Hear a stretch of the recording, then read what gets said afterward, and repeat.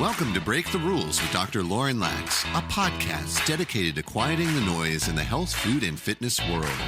Dr. Lauren is a leading nutritionist, therapist, and functional medicine practitioner on a mission to help others thrive in their own lives, mind, body, and soul. And now, your host, Dr. Lauren Lax. Well, welcome to the show. Excited to have Chef James Berry in the house. And James is the inventor, the brainchild of an awesome new functional food called Pluck. And we're going to talk all about functional foods today, specifically organ meats, and probably not something that's always on everyone's top of their favorite food list. And definitely was not on mine until I discovered and started learning more about the just health benefits of organ meats. And they're really unparalleled by any other food we currently have in just rotation in our regular diets. And so very, very important, just nutrient. I would say like a multivitamin basically in an organ meat. And there's so many different types of organ meats. So we're going to learn a little bit more about those as well, and just talk about like how to bridge the gap between knowing something is good for us and actually incorporating it into our diet in a way that works with our lifestyles. Because I don't know about you, but most people are not making up like liver pate on a regular. And I definitely wasn't, again, until I learned more about the benefits. So Chef James, thanks so much for coming on the show. And I know you have an extensive resume of just and background in the years that you've been a chef and a celebrity chef for folks. And really, if you could just give us a little bit of background about what got you doing the work you're doing in the world and into the world also of helping people really navigate optimizing their diet in a way that works with their lifestyle and their health.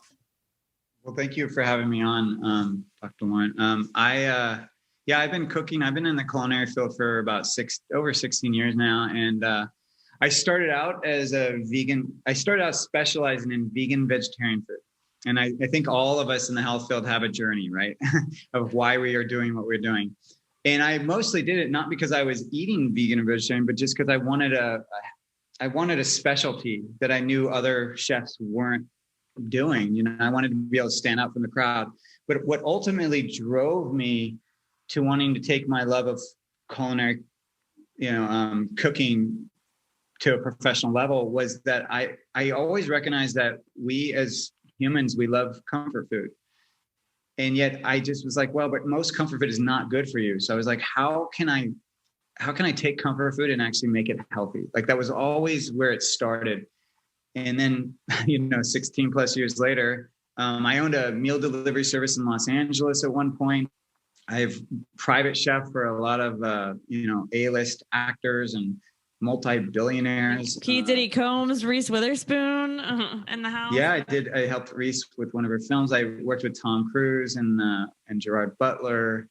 And all these people, their big focus was trying to, make sure that they were looking good and that their health was always a priority. And so that's always been my specialty is really not just looking at food from a functional place, but making sure that it was truly prepared well, healthy, infused with just whole foods, none of this kind of utilizing tricks of chemistry and some of the cooking they're still like trying to recreate Twinkies, but I don't know. I don't even know how to explain it, but there's sometimes fusion of like processed foods in, everyday foods. And I'm just like, that to me, that defeats the process or the purpose. But all of this kind of led to me thinking about how do we make sure that we're getting whole foods into our diet, but on a regular basis, and making sure that it's not this leap, like where we have to adopt a new habit or something like that. Because the truth is when we adopt new habit,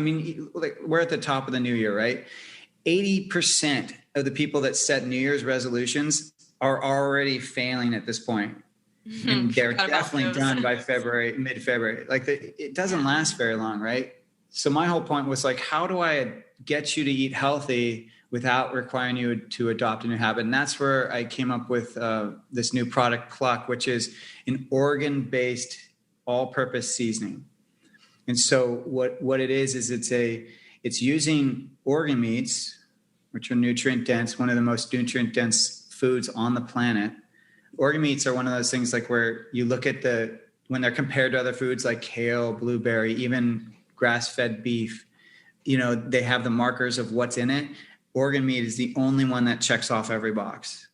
It's just incredible. And so I was like, well, how do I get this in the diet without it being icky, without you having to figure out how to cook it? And so by using it it's freeze-dried powdered organ meat, and I complement it with spices. So basically it doesn't taste like organ meat. You don't have to know how to cook it. You don't have to have it in your freezer, and you can sprinkle it on anything, and it makes everything you add it to taste better and more nutritious. So to me, that was a win-win. I love functional foods. I love medicinal foods, and similar to you, just like how can we get more of those versus more tortilla chips into our life? And those tortilla chips are really yummy. And also just like a blend, 80-20 balance is my philosophy, meaning no perfection and abundance, which it sounds like an abundance versus restriction mindset is kind of where you're leaning into as well. Adding. Yeah, technically, like we've been getting feedback that people love this product on like popcorn. So I'm not saying like have your popcorn, but sprinkle this on there and it just, it ups the nutrition and it just tastes really good. Well, let's kind of like talk about organ meat a little bit, because when people hear that, again, it's not something every day, even at your grocery store. A lot of times you find it in like, there's like a dog food section that sells it like in the freezer section, or you have to ask the butcher, like, can I have some of the like liver? Or like, I just would get my organ meat at the farmer's market because I don't even trust the grocery store liver as much. I'm just like, where has this been? So would love to know and explain to our listeners the importance of organ meats, and also kind of the concept of the like supports like philosophy as well, like taking liver to support your liver, heart to support your heart. Yeah, absolutely. The sourcing of, I'm sure you've talked about this best, but the sourcing of any animal product is key, right? So, because the fat is where so many of these, anything that they're spraying crops with, that the animals are eating, anything that they're pumping the animals with, it's going to be stored in the fat of that animal. So you have to make sure you're getting really clean animal meat. And I'm a big advocate. If you're putting your money anywhere, it should always be in the animal protein. So like the organs you choose, I would never get conventional organs, which you're right, they're sold all the time, depending on what culture of the store you're in. Because in the Mexican culture, a lot of the, if you go to a Mexican food market, they do sell the organ meats. They sell tons. They sell tripe. They sell lots of different parts of the animal. But what was that animal fed? How was it raised? Was it pumped full of hormones or, synthetic ingredients? I don't know. I would assume not. Or I would assume that it has been. Right. Conventional. So we get our organ meat from, there's really two main sources of quality organ meat. And you'll see this in any supplement companies, but it's either coming from New Zealand or Argentina. Sadly, the US, there are a lot of small farms that produce really high quality meat, but sometimes depending on where they're getting their slaughterhouse is, how the deal that they have with their slaughterhouse or how their slaughterhouse is licensed determines if they can actually sell those organ meats. So a lot of times the organs are not even available here in the US from these high quality farms.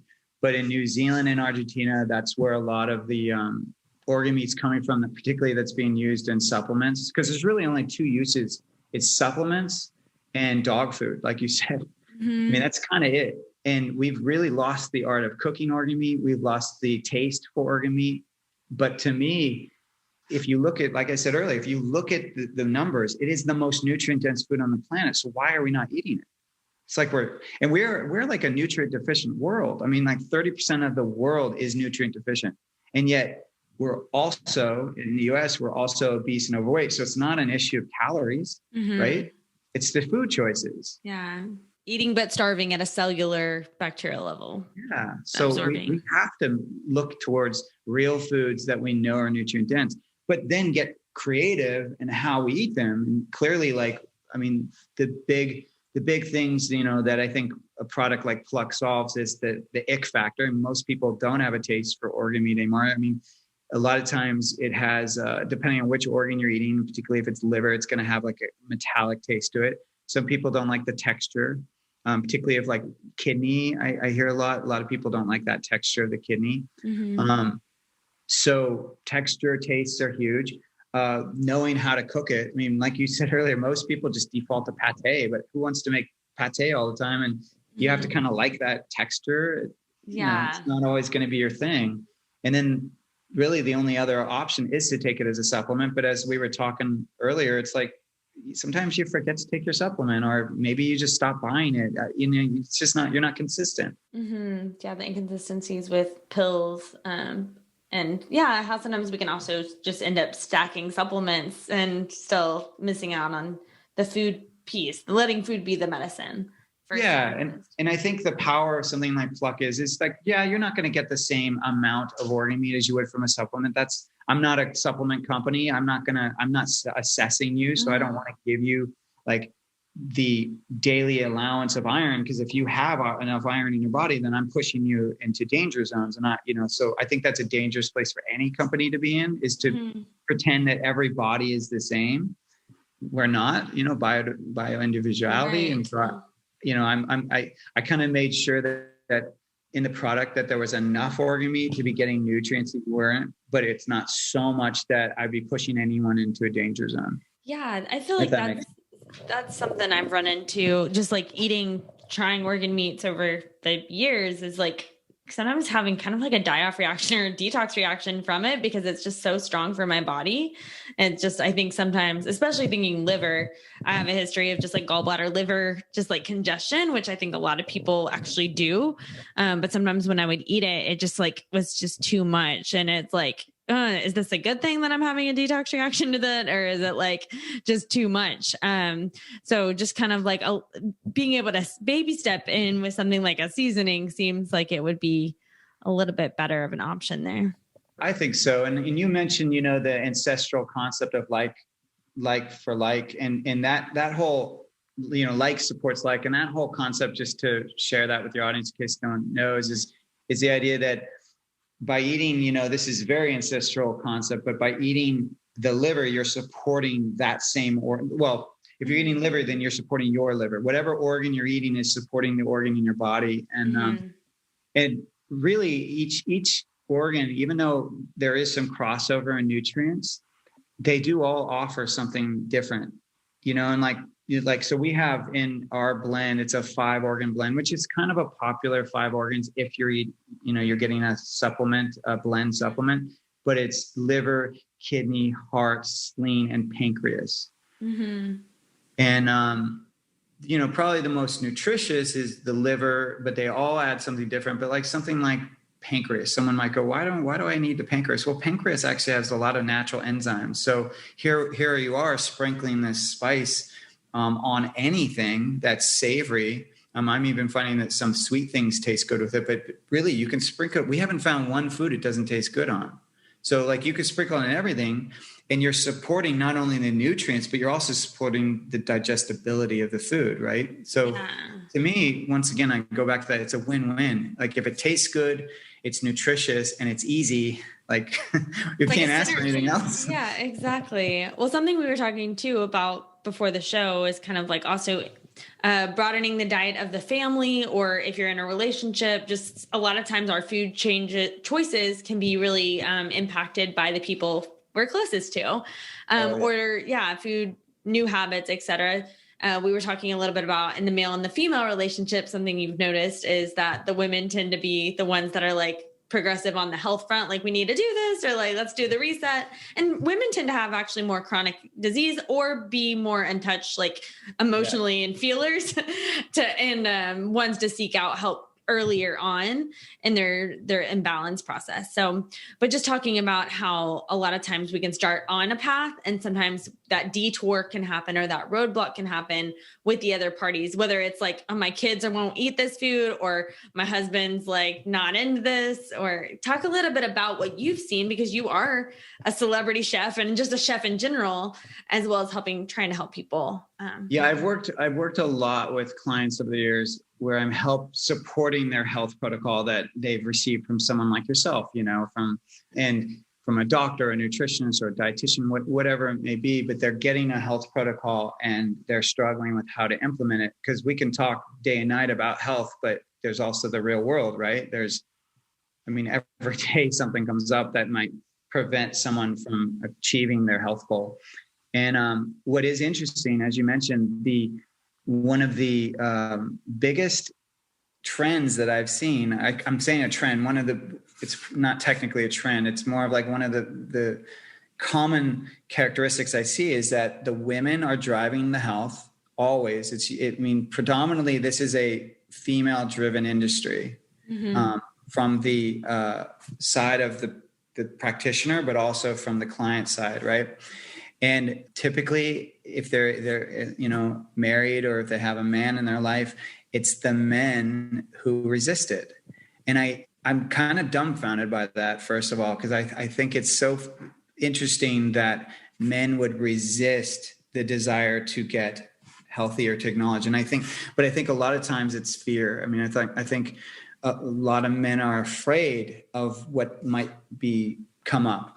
Like a lot of, for example, like this is just one aspect of it, but a lot of women are tied to their children biologically, right? It's the minute the child is born, there is a connection. Men get the connection maybe weeks later, and sometimes never. I mean, depending on how they are with their child, but that connection is really more surface. It's like it comes from when it's like the baby starts smiling at them. Then they start to connect with the child, and hopefully over the years it becomes much deeper. But the reality is that most men are connecting with their kids through some kind of like physical action. And it's usually around food. It's like, oh, why don't you and I go get that ice cream? Or why don't, your mom is the strict one and I'm going to take you and we're going to do the fun stuff. Like dad's the fun guy. Mom is the one that tells you no. But the reality is, I think we have to relook at that. Like as men, we have to relook at how can we connect with not only our partner, but our kids, and not have it be around food rewards and things like that. But how can we let just the connection itself be enough? And not be like, oh, well, you were so good today, I'm going to give you a cookie. Or, oh, we have time together. So instead of us just connecting, let's go and, go to McDonald's, whatever it is. Right. Right. So that's right away. But I think also there's an aspect that a lot of women forget. And maybe it's because the men aren't reflecting this back, or maybe their situation in their relationship is not connected to this. But I really look at women, I just think you have so much power. You have so much power that's sometimes untapped in that relationship.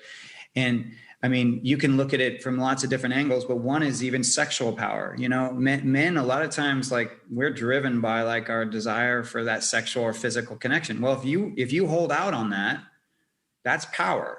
I mean, that's just one aspect of your power. You have much more than that, of course. Yeah. But I think a lot of times if a man isn't getting it, particularly this tears me up when I see women who it's not even that the health change isn't even for the woman, it's for the kids, right? So let's say the kid is showing some issues. The woman or the mother goes, well, I think this may be connected to food, because that's not obvious to most people, even though it may be to us, right? Then they connect it to food. They go get some support from someone like you, and you give them, advice, or that you assess the situation. And then it's the husband that's like thwarts it. And it's like, why? It just breaks my heart. It's like, why would you not try it? Why would you not just see what's going on? Why would you not even give it a chance? And I always think it's just fear. It's fear of loss of that connection, fear of change. I mean, it can be so many things. And so I just want to say to all the women out there, if you're in that kind of situation, like toe the line, like you have power in the situation. You should not be cooking 3 meals for your family. You should be cooking 1 meal, and everyone in the household should always be on the same health protocol.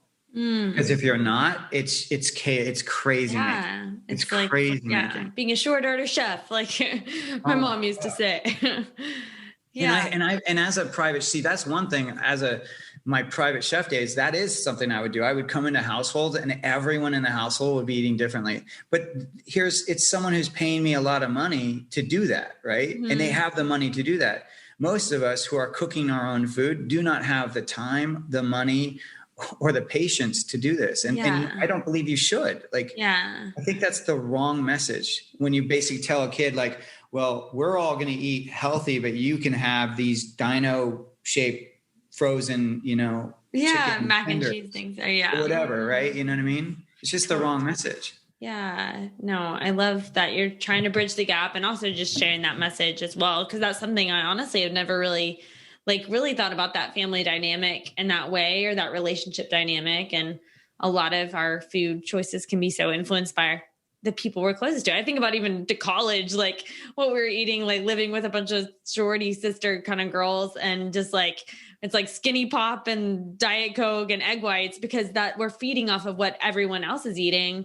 in a way. Like we need to just keep up with the Joneses, but I didn't feel great on that diet either. And so kind of just like realizing. Isn't it? And don't you find it fascinating that when you start to feel bad or you have a hard day, what is your default? Is it food? It's exercise, actually. Oh, exercise. Okay. Yeah. I mean, everyone has a vice, and for that, is yours like you need to go running or something, or just like moving, just getting fresh air, just moving my body in some way and clearing my head. Has it always been that? Not hit always, but like a big part of my own history is severe anorexia. So it definitely was not turning to food. It was like the opposite, running from food, and then literally running myself into the ground with the eating disorder, and exercise. So like, it's definitely a balance, and finding that piece with exercise now to use it in a way to build my body up versus break it down. But yeah, I would say moving my body is my go-to, or in the past, it would have been just more like militant with my diet and just getting really laser focused and restrictive. Yeah, that makes sense. Yeah. And I think a lot of times, when you have a family member that's unwilling to shift for the betterment of the entire family, I really do think it is coming from, I mean, we put so much emotional like investment in whether it's exercise or even food. And I think letting go of this idea that it's not food that's causing the harm, but actually embracing the fact that, well, actually what you're eating may be affecting your health. Mm-hmm. I mean, isn't it? I mean, I think to all of us in this field, we take that for granted. We think that, well, that's an obvious thing, but I remember distinctly. So when I was in college, I had just graduated, and I used to be an actor. I used to be in the theater world, and I was in Williamstown Theater Festival, and I just arrived. I've been there 2 weeks, and I got kidney stone. Felt this immense pain. I didn't know what it was at first, and then I learned it was a kidney stone. Was hospitalized, and I remember when it passed, the doctor showed it to me, and I was like, "How did that happen?" Like, I genuinely did not know. Mm-hmm. And he said, "Well, what have you been eating and drinking?" And I was like, "Well, pizza and root beer." And he's like, "Well, that's why." He's like, "You haven't been drinking enough water." And I was in my 20s, and I did not connect that, what I'm eating and drinking is going to affect my body. Like, I didn't think it. And I still believe most people think like that. They don't connect their health to what they're eating. Exactly. A lot of just, it's not entrained in us or taught to us in school, really. Like, no one teaches you that until like you learn through your health, or your parents that teach you, if they teach you and they're connected as well, or just a mentor, or listening to a podcast such as this. Well, Chef James, where can people find out more about Pluck and your product and all the things? Yeah, so we're at eatpluck.com, and any of your listeners that would like to try it, you can use the discount code Pluck, PLUCK 10, and get your a 10% discount on your first order. But we sell it as a travel tin and then in a packet, and I recommend trying it because, like I said, it really does work with so many things. And the other cool thing, if you're someone who has kids, is that we have not met a kid yet that doesn't like it. And that's pretty incredible, right? It's like, great. Even picky kids have been enjoying it. I don't have proof of this, but do you do bone broth ever? Yeah.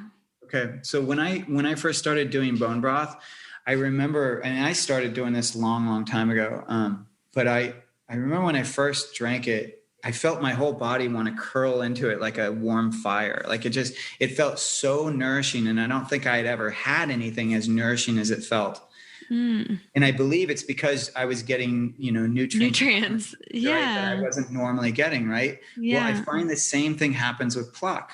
I believe that I'm getting nutrients. And I think that's the same reason kids love it so much. I think they innately know what their body needs. And when they start to eat it, it really does taste good. And it doesn't taste like organ meat, but I believe that they want more of it because of their body. Yeah. Their body's like taking it in. I love that. Yeah. I'll definitely put a link in the show notes as well. And just thanks so much. This has been a great conversation, and just definitely love talking more about ways that are practical ways to incorporate more just nourishment and functional foods into our lifestyles, and just feel good from the inside out. Absolutely. And I would offer lastly, one way that we can always move the needle is to make our own food always. Mm-hmm. If you're eating at restaurants or you're eating, packaged food from a grocery store, it's possible to be healthy because those companies are looking at their bottom line. They're always going to use cheaper ingredients because they need to make a higher profit, right? Yeah. So by controlling the ingredients and cooking at home, you're going to be better. And I don't know if you provide recipes, but there's some recipes on our site that you can use to support that. But I'm all about the more you can get real food into your diet, and by making your own meals, controlling the ingredients, you're already going to be better than 80% of the world. Yeah. Well, for our listeners, what is your favorite recipe on your site? Oh, it's actually roasted potatoes.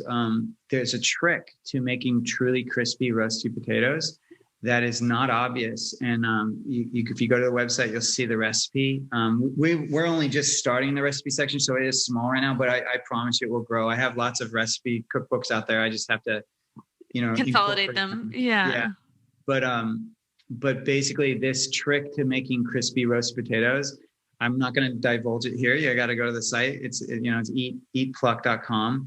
But it's truly amazing. It's like a conversation starter. Like when you make these potatoes for we're not having a party. But when you have a dinner party and you make these potatoes, it's incredible. They are so crispy, but yet soft on the inside. And it's all because of this one ingredient. Ooh, everyone go try some crispy roasted potatoes on eatpluck.com. That's awesome. Thanks, Chef James. And we'll be keeping up with your work. Thank you so much.